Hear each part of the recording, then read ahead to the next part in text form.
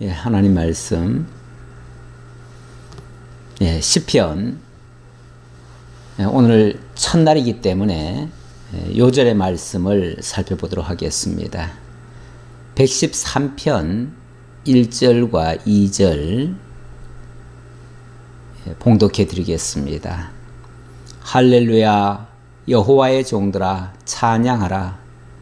여호와의 이름을 찬양하라. 이제부터 영원까지 여호와의 이름을 찬송할지로다. 아멘. 할렐루야, 할렐루야. 여호와를 찬양하라는 말씀이죠. 요즘 사람들이 너무 흔하게 할렐루야를 외치기도 합니다. 특히 교회에서는 그냥 우리들 사람들끼리 만나면서 서로 할렐루야로 인사하는 경우도 많지요. 물론 그 의미를 알고 하나님을 찬양하는데 이 단어가 쓰여지면 좋겠는데, 그냥 인사말인 줄 알고 그냥 할렐루야 해버리면 그 할렐루야 인사를 듣는 그 상대가 물론 그 의미를 깨닫고 우리 함께 여호와를 찬양합시다 이렇게 듣고 같이 할렐루야 하면 괜찮겠는데, 자기한테 하는 인사인 줄 알고 그렇게 반응을 하면 그건 또 문제가 될 수 있지요. 왜냐하면 이 말씀 자체가 여호와를 찬양하라는데 어떤 사람을 향해서 할렐루야라고 부르니까요. 그렇지 않겠어요? 예, 전에 이 강단에 올라서시는 목사님을 향해서, 특히 새로 오시는 목사님이나 강사로 올라오시는 목사님 같으면은 사회자가 그렇게 주문을 할 때가 있어요. 지금 목사님 나오시는데 우리 할렐루야로 인사합시다. 할렐루야로 환영합시다. 뭐 이런 식으로, 그러면서 다 같이 할렐루야 이렇게 외치는 경우가 있어요. 그러면은 지금 강단에 올라오시는 그분이 할렐루야 그 찬양을 받으실 대상이라는 겁니까? 할렐루야는 유일하게 여호와께 올리는 찬양인데, 지금 그 인사를 받는 목사님이 그 할렐루야의 대상이 될 수 있느냐 그 말이죠. 큰일 날 얘기잖아요. 사람을 향해서 할렐루야 하면 안 되고요. 그 사람을 향해서 우리 함께 여호와를 찬양합시다 할렐루야 이렇게 하는 건 괜찮아요. 그러니까 그 대상을 분명히 하지 아니하면 그 인사가 자칫하면 그 사람을 여호와로 올려버리는, 여호와로 인정하는 그런 결과가 되기 때문에 위험할 수 있다 그 말이죠. 예, 제가 시편에 들어가면서 할렐루야라는 얘기부터 먼저 하고 가는데요. 사실 시편에도 할렐루야라고 하는 단어가 많지 않습니다. 물론 후반부로 가면은 할렐루야가 있지요. 지금 방금 113편을 1, 2절을 읽어드렸는데 여기는 물론 할렐루야가 있습니다. 그러니까 여기서부터 시작해서 150편까지는 할렐루야가 좀 있어요. 이거는 마지막 결론 부분입니다. 그렇기 때문에 할렐루야, 여호와께 찬양을 돌리는 것이 마땅하고요. 그 이전에는 할렐루야가 없습니다. 할렐루야라고 하는 단어가 우리 성경에 굉장히 많을 것 같지만은 의외로 그렇게 많지 않습니다. 특히 신약 같은 경우는요, 신약 성경 전체를 놓고요, 할렐루야라고 하는 단어는 요한계시록에 밖에 없어요. 요한계시록도 저 끝부분에 가서 몇 번 나와요. 네, 이것도 물론 요한계시록도 신약 성경의 마지막이기 때문에 마지막은 여호와께 모든 영광 하나님께 돌리기 때문에 할렐루야라고 마무리를 하지요. 그런 의미에서 요한계시록 끝에는 할렐루야가 등장하는 건 맞지만 그 외에는 그렇게 많지 않다는 거예요. 예, 그런데 우리가 할렐루야를 너무 남발하면 안 되잖아요. 예, 물론 우리가 찬양을 해야지요. 하나님이 인생을 지으신 목적 가운데 우리로 하여금 찬양하게 하시려고 우리 하나님은 당신이 찬양을 받으시길 원하셔요. 그러면서 동시에 우리에게 이런 말씀도 하셔요. 나는 내 영광을 우상에게 빼앗기지 않겠다. 다른 것들에게 내 영광을 돌리게 하지 않겠다. 이런 말씀도 하셔요. 그러니까 하나님은 당신이 찬양을 받으셔야지 다른 것들을 찬양하는 것을 좋아하지 않으셔요. 하나님이 모든 것을 지으시고 모든 것을 아름답게 역사하시는데 하나님께 돌려야 될 영광을 다른 것들에게 돌려버리면 하나님은 어떤 면에서 시기하셔요. 질투하셔요. 나 여호와는 질투하시는 하나님이다. 나 여호와는 시기하신다. 이런 표현도 쓰셨어요. 예, 인간이 그 찬양의 대상을 올바로 찾지 못하고 엉뚱한 것을 찬양하면 하나님은 그것도 옳지 않다라고 말씀하셔요. 그러니까 우리가 흔히 세상의 것들을 바라보면서 너무 아름답다. 예, 아름답지요. 아름다운 장면들 많지요. 저도 지난 주간 몽골 다녀왔잖아요. 몽골에 가서 다른 것은 그다지 뭐 아름다운 모습을 많이 못 봤는데 정말 하늘은 아름답더라고요. 몽골의 하늘. 그 맑은 곳에서 푸른 하늘, 그리고 거기에 구름이 몇 점 띄어 있는 모습은요, 마치 파란 캠퍼스에 그림을 그린 듯한 너무 아름다운 그런 장면이에요. 거기에 사실 뜯어보면 그렇게 아름답지는 않은데 나지막한 동산 위에 뭐 풀도 많지 않아요. 그런 초원 위에 구름이 떠 있는 모습, 파란 하늘을 띠고 있는 모습, 그게 너무 아름다워요. 그러니까 어떤 사람은 또 그걸 보면서 와, 자연은 너무 아름다워, 이렇게 또 표현을 하시는 것 같더라고요. 그렇게 되면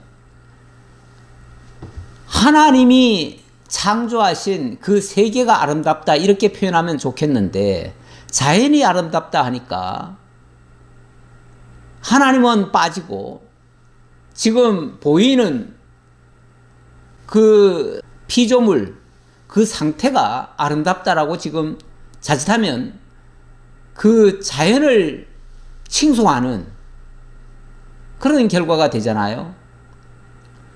제가 수시로 말씀드렸지만 자연이라는 단어 자체도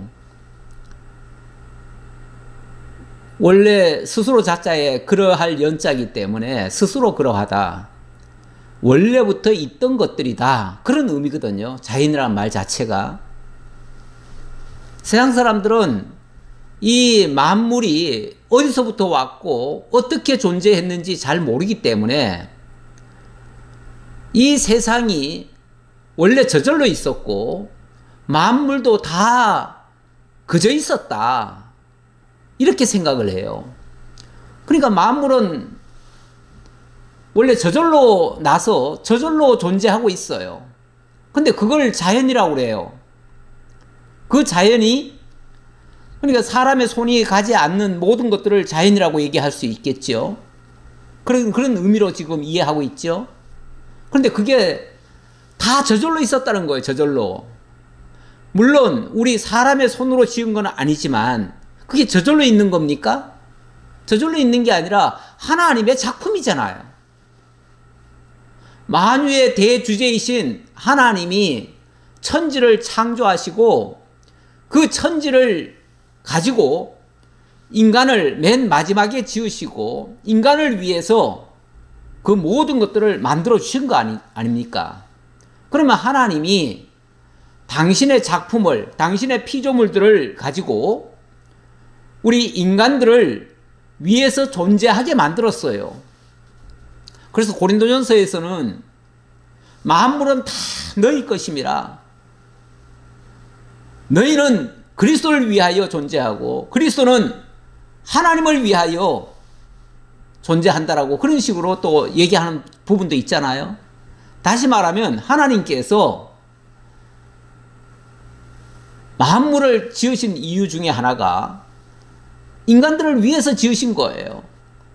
그리고 그 인간들은 그리스도를 위하여 지었고 그리스도는 하나님을 위하여, 결국 하나님과 우리 사이에 그리스도를 두셔서 그리스도로 하여금 우리에게 모든 것을 제공하시고 우리가 그리스도를 통해서 하나님께 영광을 돌리고 하나님을 찬양하도록 만드시려고 하나님께서 이 모든 역사를 하셨거든요. 그러면 우리가 그 만물을 보면서 하나님이 지으신 그 놀라운 솜씨들을 보면서 마땅히 하나님께 영광을 돌려야 되고 그것들을 통해서 하나님이 우리를 어떻게 사랑하셨는지, 우리를 사랑하기 위하여 친히 독생자를 보내셔서 우리 대신 죽어주시면서까지 역사하신 그 모든 것들을 우리가 깨닫고 그분을 통해서 하나님을 찬양하는 데까지 나아가는, 그렇게 가야 인간의 마땅한 도리를 하고 있는 거예요. 인간의 본분은 결국 하나님이 하신 그 놀라운 솜씨를 통해서 하나님의 은혜의 영광, 능력의 영광을 찬양하는데 하나님께서 이 천지 만물 지으신 목적이 있는 거예요. 그러니까 우리가 이 만물을 보면서 참 거기에 감탄하는 것까지는 좋은데 그 영광을 그 자연에 돌릴 것이 아니라 그것들을 다 지어서 우리에게 제공하시고 우리로 하여금 사용하게 하신 그 하나님께 영광을 돌리는 것이 마땅하지요. 오늘 시편의 내용을 보려고 하는데요. 시편은 일단 양이 엄청나게 많습니다. 150편까지 됩니다. 150편까지면은 글쎄요, 제가 또 너무 길게 하면은 힘들 것 같기는 한데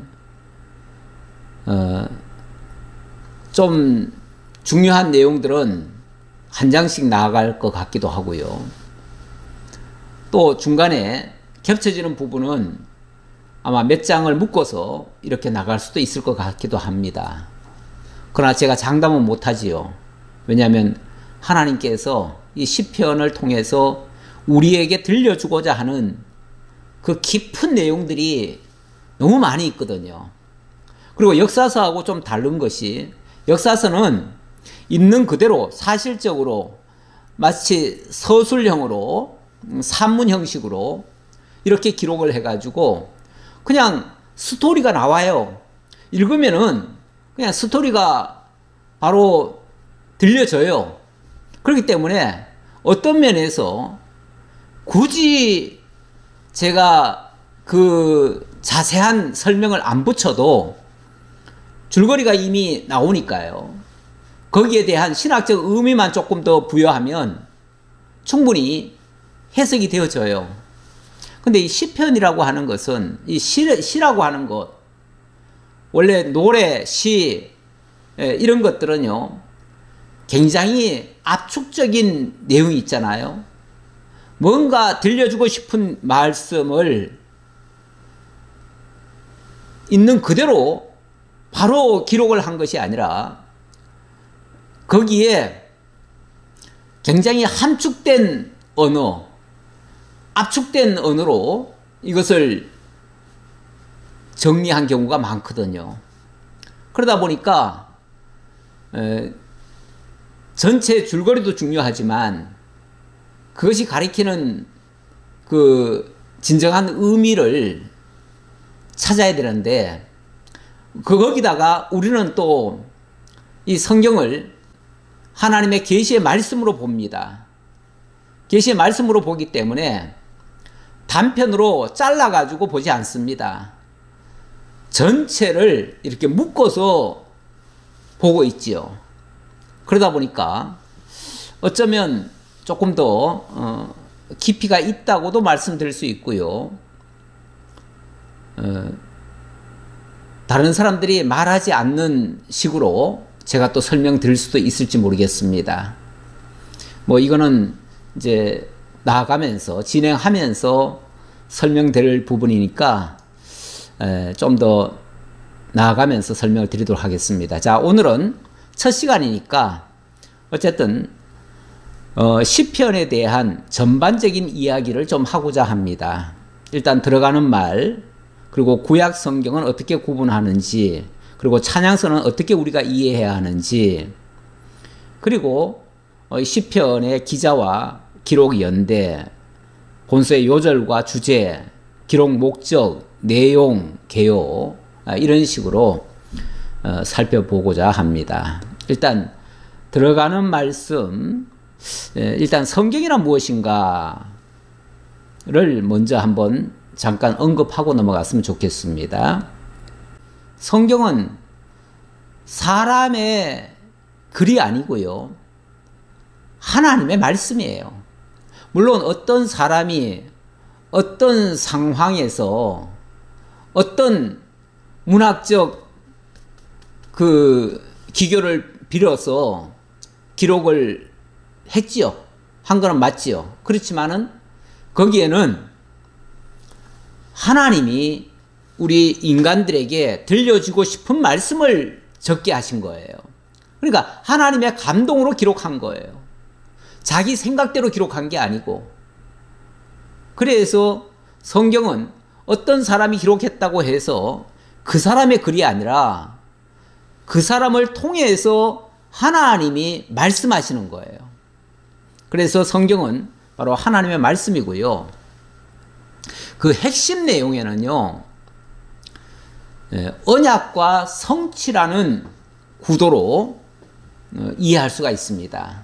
성경 전체는 언약과 성취, 하나님의 언약과 하나님의 성취로 기록이 되어 있습니다. 그런데 그 핵심에, 그 언약의 핵심에는 바로 메시아가 있고요. 메시아가 이루실 그 내용은 하나님의 나라와 하나님의 의에 대한 그런 내용입니다. 방법은 당연히 하나님의 뜻을 알려줘야 되기 때문에, 그래서 성령의 감동으로 기록하게 하신 것입니다. 그래서 이 성경 전체를 통해서 우리에게 깨닫게 하고자 하는 것은 무엇이냐면, 그 목적은 어디에 있느냐면, 하나님 당신을 당신의 백성들에게 계시하고자 하는 거예요. 알게 하고자. 당신이 누구신가를, 하나님은 누구신가를, 그리고 하나님의 존재를, 하나님의 존재와 하나님의 속성을 알게 해주시려는 거예요. 이걸 다른 말로 뭐라 그러냐면 하나님 계시라고 그래요. 계시. 하나님이 자기를 다 보여주시겠다는 거예요. 그 보여주시는 방식이 역사를 통해서 보여줄 수도 있고요. 그리고 또 이 시와 노래를 통해서도 보여줄 수 있어요. 물론 시와 노래가 역사서보다는 훨씬 더 내용적으로 깊어요. 그러다 보니까 이 시가서를 온전히 해석하기가 만만치 않습니다. 사실 그 노래라고 하는 것도 그렇잖아요. 그 노래하는 어느 분이 노래를 듣고 나서 정말 그 노래에 감동이 됐나 봐요. 감동이 돼서 뭐라고 그랬냐면은 노래 한 편이 때로는 책을 한 권 읽는 것보다도 더 우리에게 깊은 감동을 주고 울림을 준다.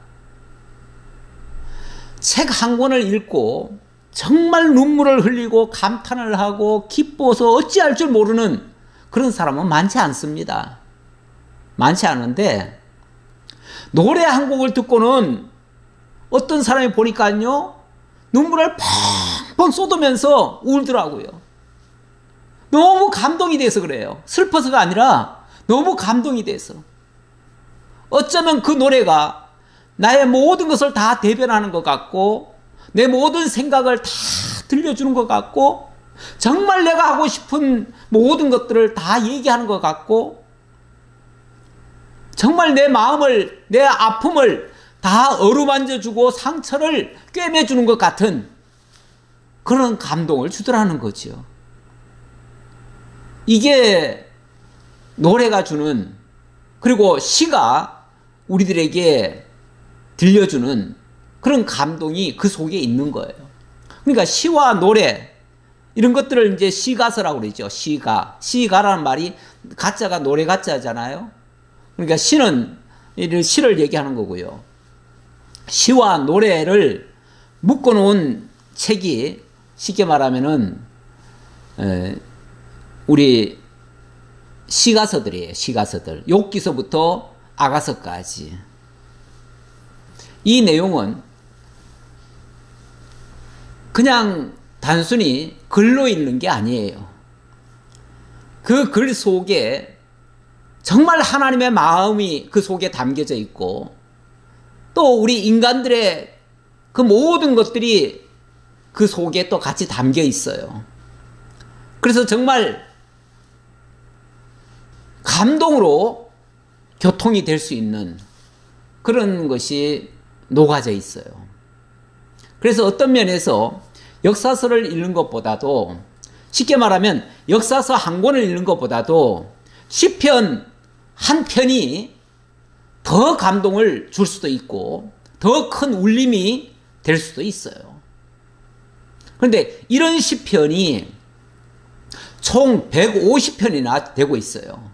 그러니 그 150편을 우리가 그렇게 깊이 있게 우리가 이해하면서 나아간다는 것이 그렇게 만만치 않을 것 같은 느낌도 들어요. 하지만 우리 하나님께서 지금까지 인도해 오셨던 것처럼 저희들을 진리의 말씀 안으로, 진리 안으로 우리를 인도해 주시리라 믿습니다. 자, 시편을 어떻게 볼 것인가? 자, 시편을 바라보는 관점이죠. 대부분은 이렇게 이해를 하고 있더라고요. 기독교 사전에 보니까요. 시편은 150편인데 총 각각 독립되고 개별적인 시들의 모음이다. 이렇게 얘기를 해요. 기독교 사전에 그렇게 돼 있어요. 기독교 사전에. 다시 말하면 시편에 총 150편이 기록이 되어 있는데 150편의 내용이 다 제각각이라는 거예요. 제각각. 하나의 내용이 아니라는 거예요. 예. 각각 독립되고 개별적인 시들이다. 그렇게 되면 사실 이 편이라고 하는 거예요. 편이라고 하는 글자가 왜 다른 데는 왜 이거를 편이라고 하지요? 아니, 다른 성경은 예를 들면은 제 몇 장, 몇 절 이렇게 나오잖아요. 그런데 시편은 제 1편, 제 1절, 제 5편, 제 10절 이렇게 얘기를 하거든요. 왜 편이라고 하지요? 장이라고 하는 것은 전체가 쭉 이어져 있는 내용 속에서 쉽게 말하면은 차트별로 나눈 거예요. 그래서 제1장, 제2장, 제3장. 그런데 이게 다 한 내용이라는 거예요. 한 내용이 너무 기니까 차트를 자른 거예요. 예. 챕터를 나눈 거예요. 그 쉽게 말하면 구분을 한 거예요. 여기서 여기까지 우선 좀 읽고 여기서 요 한 중요한 내용을 하나 뽑고 그 다음에 또 넘어가서 제2장으로 해서 또 이어져 가는 내용. 이렇게 해서 챕터를 나눈 거예요. 그래서 장이라고 표현하는데 시편은 제각각 독립적이라는 거예요. 독립적이니까 이거는 편으로 아예 잘려졌다는 거죠. 편이라는 말이 잘려졌다는 뜻이에요. 그러니까 각각이라는 뜻이에요. 각각. 그래서 시편은 제1편, 2편, 3편 이런 식으로 나눕니다. 근데 이렇게 말을 하고 보니까 이게 정말 성경이 본래 쓰여진 그 목적대로 보는 건가? 라는 의문이 좀 들어요. 만약에 이게 제각각이고요. 150편이 전혀 제각각의 다른 내용이라면 그러면은 진리의 요건에 맞지 않잖아요? 진리라고 하는 게 뭐예요? 진리라고 하는 게 어느 한 편에만 좋은 말씀이 있어가지고 이 진리가 됩니까? 그럴 수 없잖아요. 진리라고 하는 것은 이론과 실제가 일치돼야 되거든요. 만약에 시편이 150편까지 있다 그러면은 사실 제1편부터 150편까지가 하나의 일관성 있고 내용적으로 뭔가 통일성이 있어야 진리의 요건에 맞다 그 말이에요. 우리는 성경을 가리켜서 주의 말씀은 진리니이다 이렇게 고백을 해요. 시편에도 그 말이 있어요. 주의 말씀은 내 발의 등이요 내 길의 빛이니이다. 주의 말씀은 진리니이다 이렇게 고백을 해요. 자, 그러면은 하나님의 말씀이 진리가 되려면 이게 일관성이 있고 뭔가 일체감이 있어야지 그게 진리가 되지. 다 제각각의 내용이라고 하면 그게 무슨 진리성을 갖추냐 그 말이에요. 그런 차원에서 저는 성경을 제각각으로 보는 것은 올바른 자세가 아니다. 이렇게 감히 말씀드리고요. 특히 우리 성경신학적 시각, 이걸 저는 성경적 시각이라고 말씀드리겠습니다. 성경적 시각은요, 한결같이 언약과 성취로 이루어진 단일한 주제라고 이해를 합니다. 시편만 단일한 주제가 아니라 성경 전체가 나아가서 다 단일한 주제라고 저희는 감히 이야기를 합니다. 그러니까 성경 전체를 어떤 면에서 좀 크게 말하면은 성경 전체가 우리는 한 권이다 이렇게 생각하고, 비록 많은 저자에 의해서 40여 명의 저자에 의해서 66권이라고 하는 방대한 권이 나뉘어져 있지만 저는 이 모든 내용이 다 합하여 하나다 이렇게 보는 사람입니다. 그게 성경적으로 더 맞는 거죠. 왜냐하면 성경은 이 말했다 저 말했다 하는 내용이 아니에요. 여러 가지 잡동사니 이야기를 그냥 모아놓은 모음책이 아니에요. 비록 저자는 다르지만 그 모든 저자들의 마음속에 주의 성령이 역사하셔서 그 사람들에게 각각의 감동을 주어서 한 말씀을 하고 있거든요. 한 하나님 여호와의 언약과 그 언약을 성취하시는 그리스도, 그리고 그것이 실효적으로 효과적으로 우리에게 적용되어지도록, 당신의 택한 백성들에게 적용되어지도록 역사하시는 성령님께서 결국 이 모든 것을 지으셨고 모으셨고 우리에게 깨닫게 하시고 이렇게 하시는 것이 성경이거든요. 그러니까 성경은 66권이 아니라 그냥 한 권이에요. 한 권. 그래서 우리 성경 이렇게 참 한 권으로 묶어서 우리한테 주셨잖아요. 그러니까 우리는 이 성경 전체를 하나의 장엄한 하나님의 스토리로 보고 이 성경 전체를 마치 한 줄기처럼 이해를 하는 거예요. 그러다 보니까 성경 전체가 언약으로 시작하고 성취로 마무리되어진다. 그래서 매 그 권마다도 하나님의 언약과 성취라고 하는 이런 구도 속에서 바라보니까 거기서 나오는 것이 진리로 증명이 되는 거예요. 하나의 일관된 내용으로 설명이 되는 거예요. 그래서 하나님이 참으로 언약하시고 언약대로 이루시는 여호와라고 하는 사실이 증명이 되어지고, 그렇기 때문에 그렇게 언약하시고 언약대로 이루시는 그 하나님은 살아계시고 지금도 우리와 함께 역사 속에서 살아서 역사하시는 그분이시라는 것을 우리가 알게 되잖아요. 그걸 믿고 사는 거잖아요. 그런데 다 제각각이면은 어느 성경은 옛날 이야기가 돼버리고 하나님이 성취로 이루시는 말씀이 아니라 그냥 다 지나간 얘기처럼 돼버리잖아요. 그냥 하나의 각계의 스토리가 되잖아요. 거기서 교훈은 받을지 모르지만 진리로서는 증명이 안 된다 그 말이죠. 그런 의미에서 우리는 시편 150편을 각각의 편이라고 얘기하지 않고 하나의 일관된 단일된 주제로 기록이 되어 있다. 그런데 그 내용은 언약과 성취라고 하는 그런 형식으로 기록이 되어 있다. 이 사실을 발견하게 되어지면, 확인하게 되어지면 그 발견한 자들은 모두가 하나님 앞에 엎드리게 되어집니다. 과연 하나님은 이렇게 말씀하시고 이 말씀하신 그대로 역사 속에서 이루시는 여호와시구나. 이 사실을 깨닫고 그분의 그 전능하시고 신실하신 역사에 대해서 우리가 하나님을 찬양하지 않을 수가 없어요. 그래서 할렐루야 마침내 찬양으로 터져 나오는 거예요. 우리 하나님이 이런 일을 하게 하시려고 우리를 지으셨고 우리로 하여금 하나님의 역사를 맛보게 하시는 거예요. 이사야 43장 19절 이하에 보니까 하나님이 이렇게 말씀하시네요. 보라, 내가 새 일을 행하리니 이제 나타낼 것이라. 너희가 그것을 알지 못하겠느냐. 반드시 내가 광야의 길을 사막에 강을 내리니.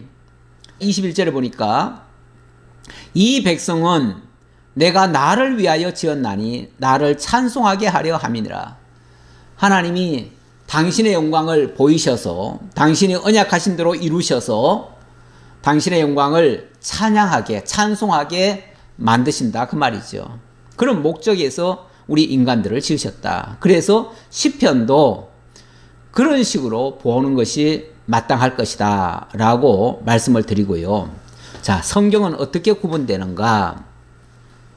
제가 모든 성경 시작할 때마다 반복을 해서 이미 여러분들도 익숙해졌으리라 생각하는데요.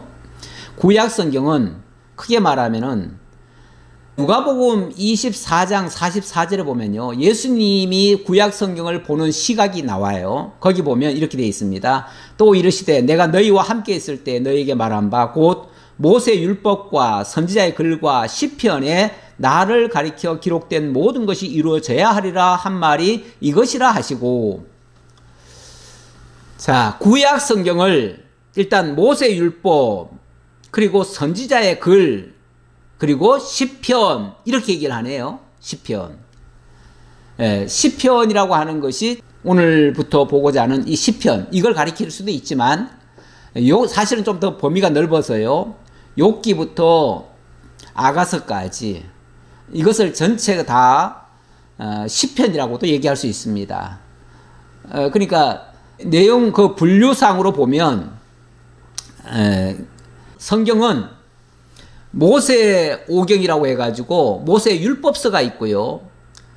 그 다음에 선지서가 있습니다. 선지서는 사실은 우리가 내용적으로 이해하려면은 선지서를 둘로 나눠서 이해를 해야 돼요. 왜냐하면 선지자들 중에는 역사를 순서적으로 기록한 사람들이 있고요. 또 미래에 대한 예언을 기록한 자들이 있어요. 그런데 우리 성경은 이 역사서 부분과 예언서 부분을 둘로 나누어 가지고 역사서 부분은 시편 앞에다 놨고요.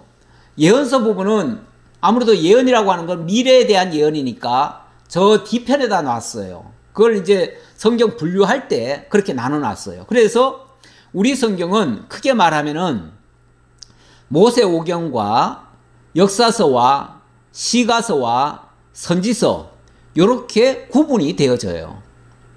이거는 현대 우리 성경에 그렇게 분류가 되어 있다 그 말이에요. 옛날 분류법은 예수님의 표현대로 3분류예요. 3분류. 그런데 현대 성경은 이렇게 4분류로 나눠서 이해하는 것이 이해가 빨라요. 사실은 3분류로 하나 4분류로 하나 상관없어요. 상관없는데 우리가 이 성경을 이해하려면은 아무래도 이 기록된 순서대로 보는 것이 좋기 때문에 성경의 위치를 조정한 것도요, 성령의 감동이라고 봅니다. 우리에게 어쩌면 더 빨리, 더 정확하게 이해하기 위해서 성령께서 그렇게 감동을 주어서 그렇게 분류했다고 봅니다.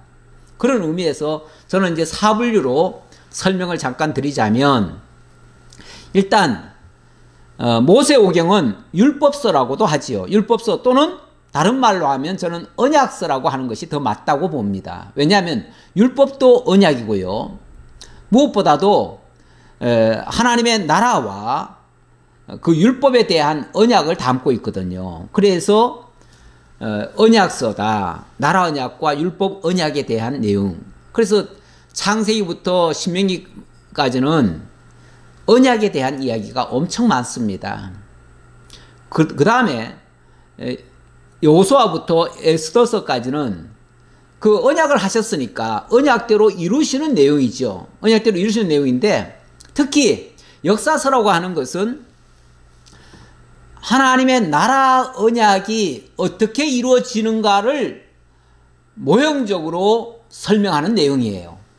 그래서 여호수아부터 에스더서까지는 그 나라 언약에 대한 모형적 성취다 보니까, 모형적 성취라고 하는 것은 하나의 샘플을 내어놓고 그 샘플이 어떻게 이루어지는가를 설명하는 거거든요. 그런데 그 샘플이 바로 이스라엘 나라입니다. 이스라엘 나라를 하나님께서 약속하시고, 아브라함에게 이스라엘 나라를 약속하시고 그 나라가 어떻게 이루어져 가는지를 설명하는 내용, 그것이 여호수아부터 에스더서까지 기록이 되어 있어요. 자, 이렇게 역사 속에서 하나님의 놀라운 말씀이 그대로 역사 속에서 이루어졌잖아요. 이루어졌을 때에 하나님의 놀라운 그 전능하심과 하나님의 주권적인 역사와 하나님의 언약대로 이루시는 그 신실하심의 역사, 그리고 하나님의 그 약속이 이 땅에만 머무는 것이 아니라 영원까지 이어질 것이거든요. 그리고 하나님이 비록 이스라엘 백성들이 범죄하고 죄 가운데 빠졌을지라도 그들을 완전히 버리시는 것이 아니라, 징계는 하시지만 완전히 버리시는 것이 아니라 그들을 바르게 고쳐서 하나님의 백성으로 삼아주셔요. 이것이 하나님의 사랑입니다. 그 가운데서 등장하는 것이 바로 욥기 같은 경우는 여호와의 전능성, 그리고 시편은 언약대로 이루시는 신실하신 하나님, 그 신실성, 그리고 잠언은 하나님의 주권대로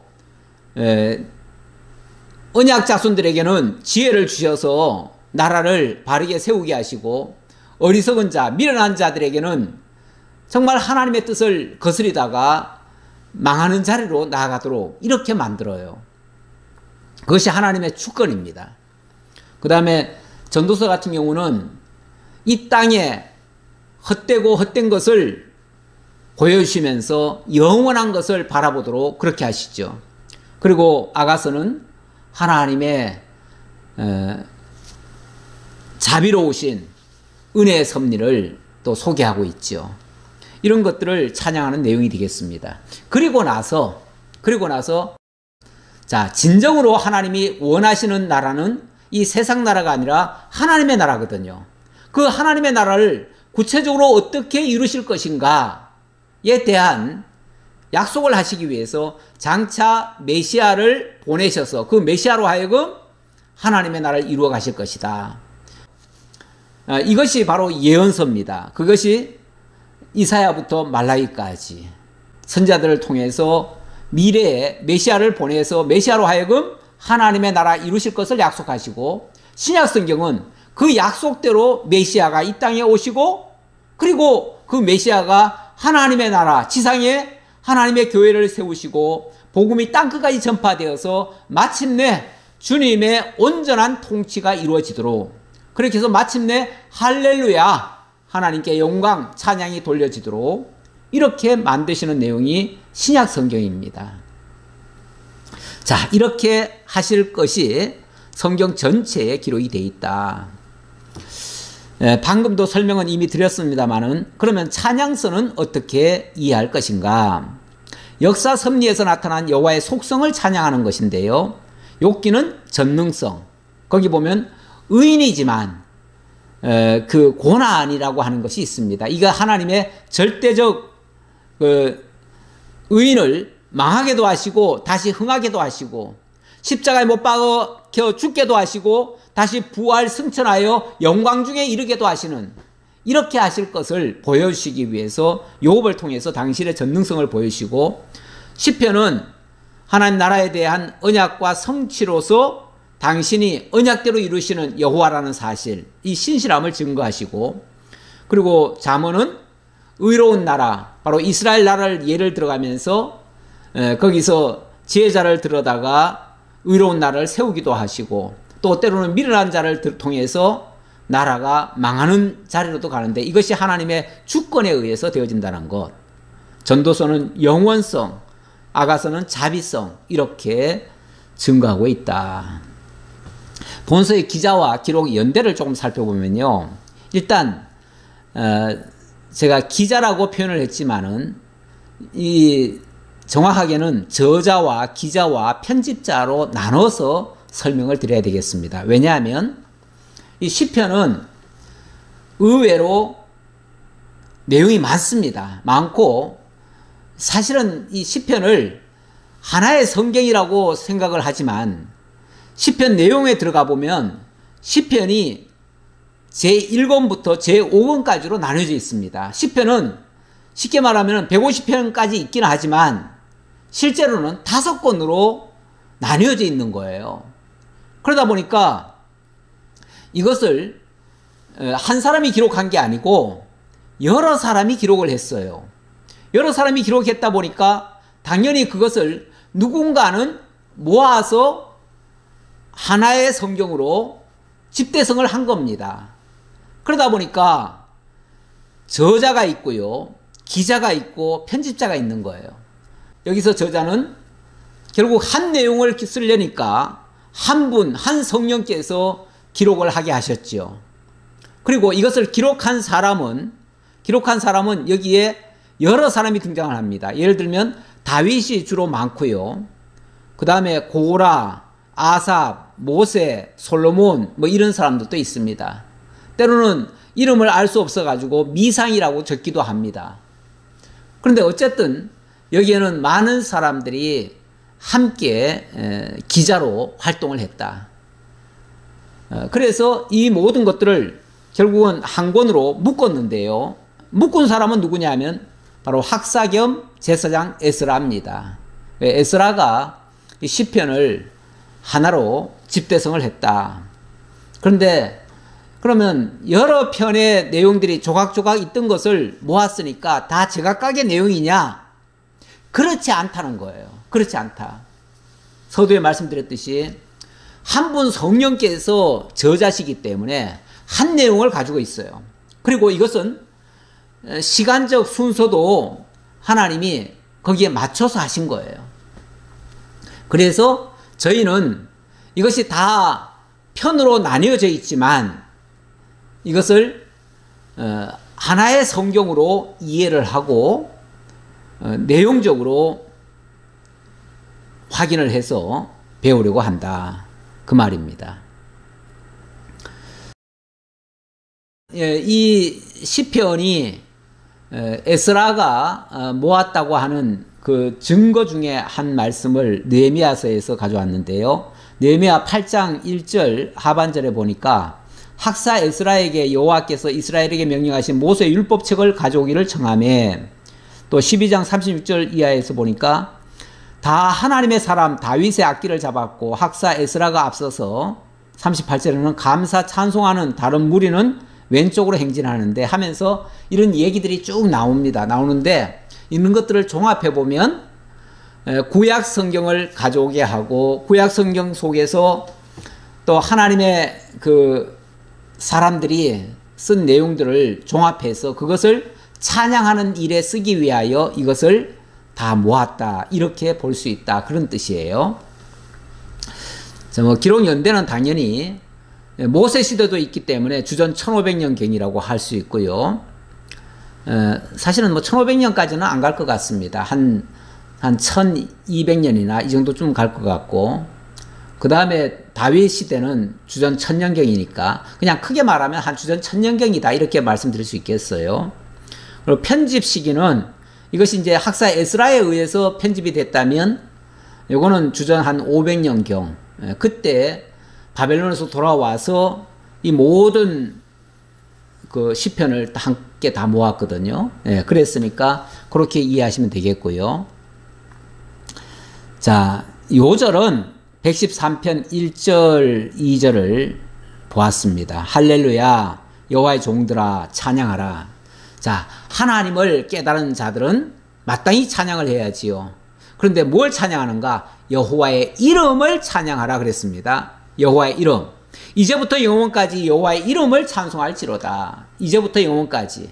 자, 우리 하나님을 가리켜서 알파와 오메가 되시는 분이시다 이렇게 얘기를 하시는데, 시작이요 끝이다. 처음부터 끝까지.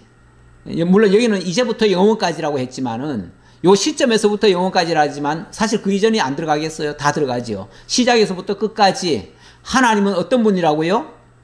여호와시고 그 이름을 찬양하라고 그랬는데, 여호와라는 뜻이 뭐냐면 언약하시고 언약대로 이루시는 자라는 뜻입니다.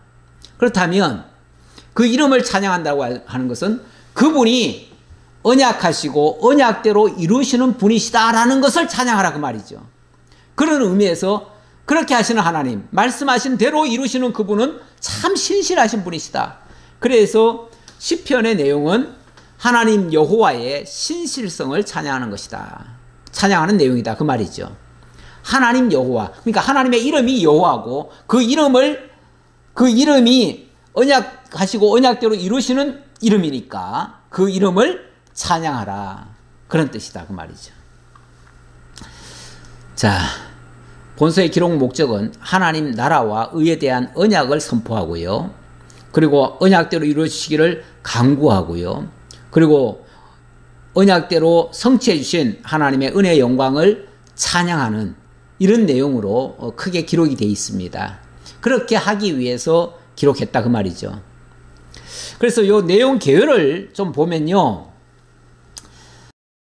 본서는요, 총 5권으로 기록이 되어 있어요. 어떤 사람들은 시편이 한 권인 줄 아는데 실제로는 5권이에요.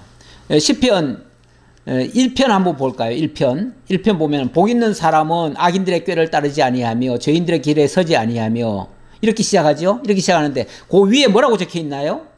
제1권 이렇게 적혀 있죠. 제1권. 제1권이 있으면은 또 제2권도 있죠. 제3권도 있고 4권도 있고 제5권까지 있습니다. 그러니까 시편은 한 권이 아니에요. 시편을 한 권으로 봤을 때 성경이 몇 권입니까? 라고 하면은 66권입니다. 그래요.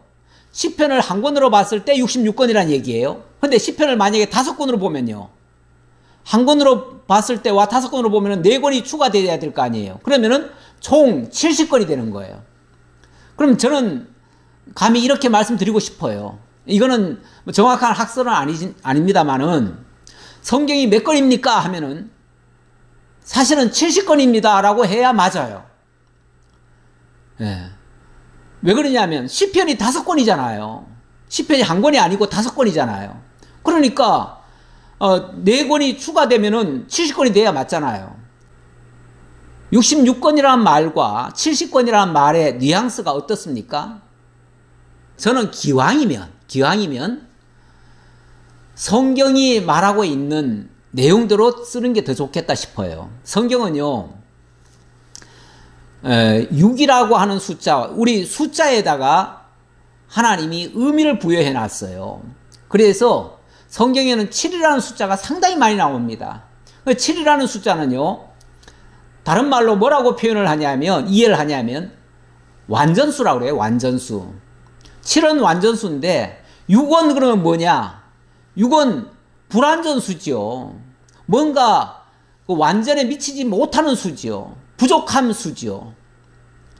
그래서 요한계시록에 대표적으로 666이라는 표현이 나옵니다. 666이라고 하면요, 7이라고 하는 것은 완전수가 돼가지고 성경에 보면은 7 또는 70, 70이라는 숫자도 많이 나와요. 또 장로 얘기할 때도 70장로, 그리고 또 모세가 이동할 때도 보면은 70장로 얘기도 나오고, 70 그루도, 나무가 오아시스 70그루도 나오고, 70이라는 숫자가 상당히 많이 나옵니다. 왜냐하면 그게 하나님의 완전수기 때문에 그래요. 그렇다면 기왕이면 성경이 우리가 완전하다고 그러는데, 하나님의 말씀은 완전하다, 주의 도는 완전하다, 진리는 온전하다 이렇게 말씀하는데, 그러면은 완전한 수 70권이라고 하는 게 좋지, 66권이라고 하면 뭔가 부족한 것 같지 않나요? 이건 제 생각입니다. 제 생각. 기왕이면 그렇게 말하는 게 낫지 않냐 그 말이죠. 제가 굳이 고집할 건 아니고요. 어쨌든 시편의 내용은요, 1편부터 41편까지가 제1권입니다. 여기는요, 이게 이제 구약, 역사적으로 이걸 만약에 분류를 한다면은, 분류를 이렇게 분류할 수 있어요. 다윗이 압제를 받을 때, 그때 간절히 구하는 그런 내용이에요. 그런데 다윗이 압제를 받을 때라면은 이스라엘 나라가 창건되기 전이죠. 그래서 제1권은요, 창건 이전의 내용이에요. 그리고 제2권은요, 42편부터 72편인데, 이거는 다윗이 나라를 얻은 다음, 이스라엘 나라가 건국이 된 다음, 그때 이야기예요. 그러니까 이거는 다윗의 통치시죠, 통치시.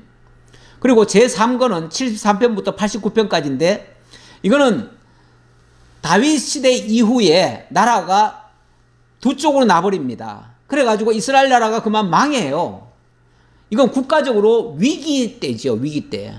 그때의 내용이 배경에 깔려 있어요. 그리고 제4권은 90편부터 106편까지인데요. 이거는 바벨론에 포로 잡혀가서 거기서 기도하는 내용이에요. 이게 이스라엘 역사 아닙니까? 역사상으로, 그러니까 바벨론에 포로 잡혀갔을 때, 유수됐을 때, 그때 이야기예요. 그리고 제5권은 107편부터 150편까지인데, 이거는 하나님께서 바벨론에서 그들을 기적적인 방식으로 다시 되돌아오게 해요.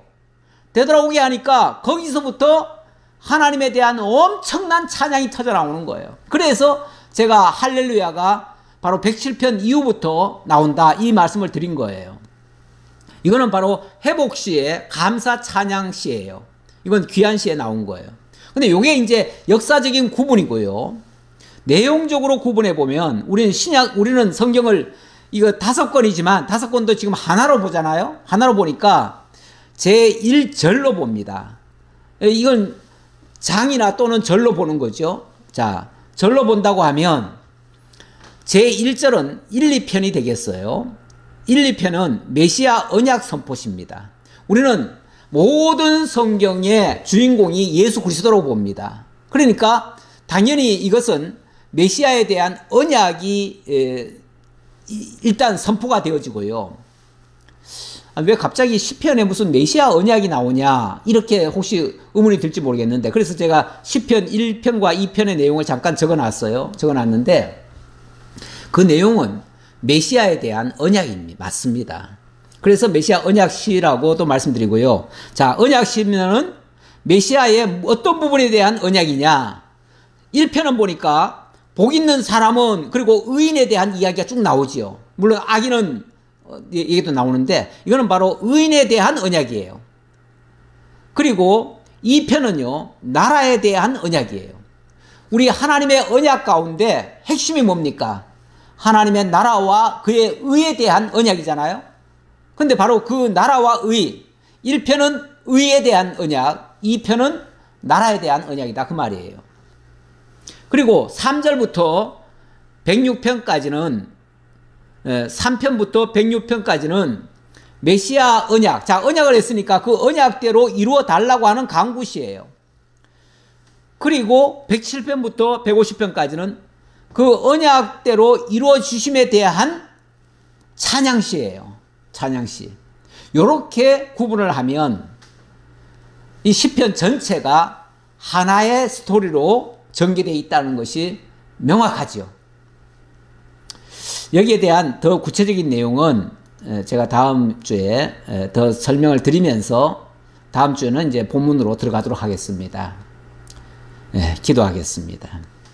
감사합니다. 하나님, 우리 하나님께서 시편을 어떻게 기록했고 오늘 우리에게 어떻게 전달하시며 우리로 하여금 어떻게 하나님을 찬양하게 하시는가에 대한 서론적인 내용을 살펴보았습니다. 우리 하나님의 말씀은 진리입니다. 또 완전하신 말씀입니다. 그렇기 때문에 우리가 부족한 상태에서 우왕좌왕하면서 볼 것이 아니라 너무나 명확히 기록된 말씀을 정확히 하나님의 뜻을 밝혀서 이해하고 온전히 하나님을 찬양하는 저희 모두가 되게 하옵소서. 모든 것을 주님 앞에 감사드렸고 예수님의 이름으로 기도하옵나이다. 아멘.